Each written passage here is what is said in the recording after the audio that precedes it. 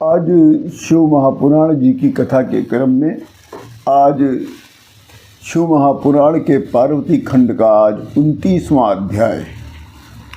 इस अध्याय का नाम है पार्वती द्वारा ग्रह शांति पूर्वक विवाह करने हेतु शिव जी से प्रार्थना। जब शंकर भगवान वृद्ध ब्रह्मचारी ब्राह्मण के स्वरूप को त्याग कर जब अपने वास्तविक स्वरूप में प्रकट हो गए, तब पार्वती देवी दोनों हाथ जोड़कर कहती है, देवेश आप तो मेरे प्राणपति हैं, आप मेरे नाथ हैं, आप मेरे भगवान हैं। आपको याद होगा हे नाथ, आपने मेरे ही निमित्त आपने दक्ष के यज्ञ का विनाश किया था। तब मैं देवताओं की कार्य सिद्धि के लिए उसके उपरांत मैं मैना देवी से उत्पन्न हुई हूँ। यदि शंकर भगवान, यदि आप मुझसे प्रसन्न हैं और मुझ पर कृपा करना चाहते हैं, तो आप मेरा वचन मानकर आप मेरे ही पति हों। इस समय आप मुझे अपने पिता के घर जाने की आज्ञा प्रदान करें और आपसे निवेदन है नाथ कि आप भिक्षु बनकर मेरे पिता के पास जाकर उनसे मुझे मांगिए, जिससे मेरे पिता का गृहस्थाश्रम सफल हो जाए। हे महेश्वर, पूर्व काल में जब मैं दक्ष की कन्या थी, उस समय मेरे पिता ने मुझे आपको दे दिया था। उस समय आपने शास्त्रीय विधि से मुझसे विवाह नहीं किया था, जिसके कारण मेरे विवाह में विघ्न उत्पन्न हुआ। अतः हे महादेव, आप शास्त्रीय विधि से ही विवाह करिए, जिससे देवताओं की कार्य सिद्धि पूर्ण हो सके।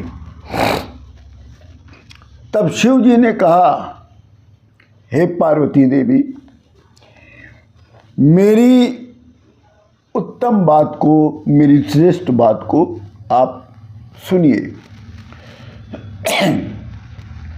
विवाह में किसी प्रकार का विघ्न न हो, आप वैसा ही उचित मंगल कार्य सिद्ध करिए। आप लोगों को यहाँ एक चीज़ बता दें कि पार्वती और शिव जी के विवाह से ही नवग्रह की पूजा का प्रारंभ हुआ था, या कहिए प्रादुर्भाव हुआ था। क्योंकि बिना नवग्रह की पूजा के कोई भी कार्य सिद्ध नहीं होता है।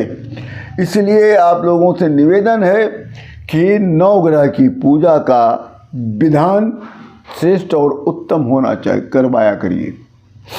तो पार्वती देवी कहती हैं कि हे नाथ, आप इस विवाह में कम से कम आप नवग्रह की पूजा का विधान ठीक से करिएगा। तब शंकर भगवान कहते हैं कि हे देवी, विवाह में किसी प्रकार का विघ्न न हो,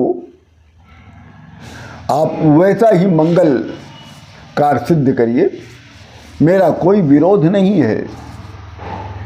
हे पार्वती देवी, मैं तो सर्वदा स्वतंत्र हूँ, मैं स्वतंत्र ही हूँ, परंतु पार्वती देवी आपने मुझे परतंत्र बना लिया। आप तो महामाया प्रकृति हो। हे पार्वती देवी, इस महामाया जगत का आप निर्माण करके धारण करती हो। हे पार्वती देवी, आप ही ग्रह हैं और आप ही ऋतु हो, आप ही रजसत और तमोमयी सूक्ष्म प्रकृति हो। हे पार्वती देवी, मैं सभी प्राणियों की आत्मा हूँ और मैं निराकार होते हुए भी अपने भक्तों के लिए मैं शरीर को धारण करता हूँ। इसलिए हे पार्वती देवी, मैं आपके पिता हिमालय जी के पास नहीं जाऊँगा और ना ही भिक्षुक बनकर, भिक्षुक स्वरूप को धारण करके मैं आपके पिता से आपको नहीं मांगूंगा। हे कल्याणी, आप सब कुछ जानते हुए भी इस तरह से बातें क्यों कर रही हैं? पर हे पार्वती देवी, चूंकि मैं आपके अधीन हूँ, परतंत्र हूँ, इसलिए यह कार्य आपकी आज्ञा अनुसार मैं करूँगा। तब पार्वती देवी पुनः कहती हैं कि हे महेश्वर, हे देवेश्वर, हे सर्वेश्वर, आप आत्मा है, मैं प्रकृति हूँ। हम दोनों स्वतंत्र और निर्गुण होकर भी भक्तों के लिए सगुण स्वरूप को धारण करते हैं। अतः आप हिमालय जी से याचना करके मुझे मांग कर ये सौभाग्य मुझे प्रदान करें। मैं आपकी तो जन्म जन्मांतर की पत्नी हूँ। अब आगे मैं क्या कहूँ, बस आप मुझ पर दया करिए। इसी के साथ ये अध्याय शिव महापुराण के पार्वती खंड का 29वां अध्याय आज पूर्ण होता है। आप सभी लोगों को राम राम।